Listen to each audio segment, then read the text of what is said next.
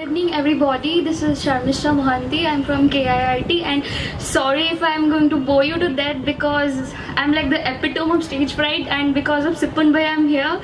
And it was like last month Sipun Bhaiya. Okay. Alright, it's a gathering. It's a gathering, and it's still a gathering. So my voice just funny things to me when I speak in front of a car. Leave it. And because of Sipun Bhaiya, I'm here.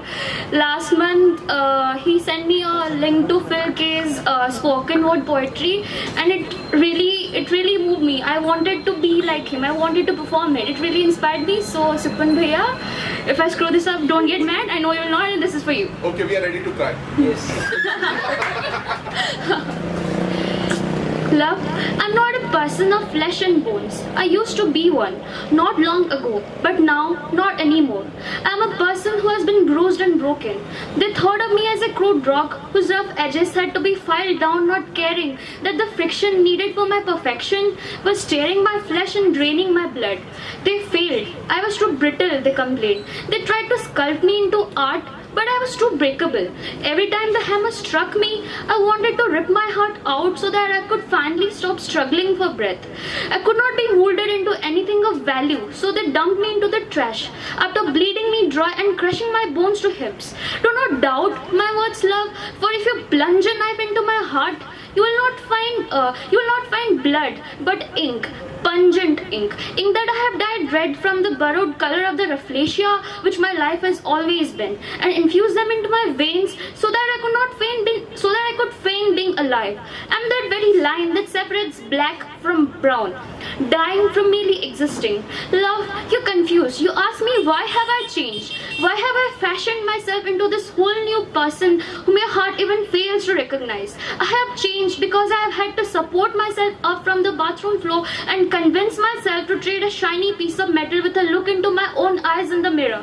I've had to plead, to beg myself to stay still and hold on to this mere existence by stifling my screams and repeating within the four cold damp walls that I matter, over and over and over again till my heart finally convinced itself to believe this. Understand that I've had to burn bridges that I once held dearer than my very own breaths, and I don't know how to build them back. I felt ashamed because I do not know how to lay brick upon brick while blindly searching for any sort of connection to the being that I was. Help me, love, be the mason and I'll be a spade. Build me a bridge to the past, for I do not want to be the person who'd rather get amazed by the tint of the setting sun on the canopy of the trees than assure my loved ones over and over again about how much they matter to me. You fell in love with my demons, love. I have somehow mustered enough strength to push them behind a closed door, but know that the door lies unlocked, unbolted. It remains ajar with the sheer force of my will, but like hearts, will sometimes falters too. These demons at times they rush out the door and they start haunting me with renewed sense of hunger.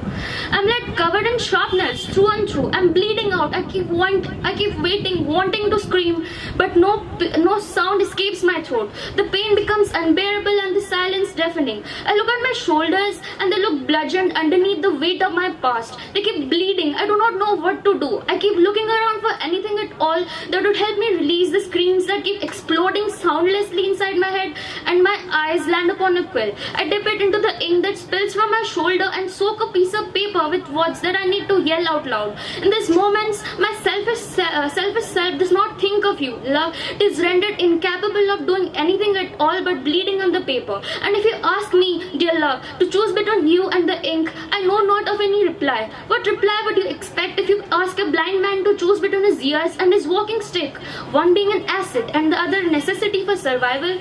I do not know how to assure you, my love. I do not know how to urge you to delve deeper into the sincerity in my eyes when I look at you. Should I remind you of the first time that we met? Me standing still and you walking towards me in that white shirt. Do you still remember me running and throwing myself into your arms? Should I confess it was the safest I'd felt in years? Should I talk about the way you laugh, or do the green with a childish twinkle in your eyes?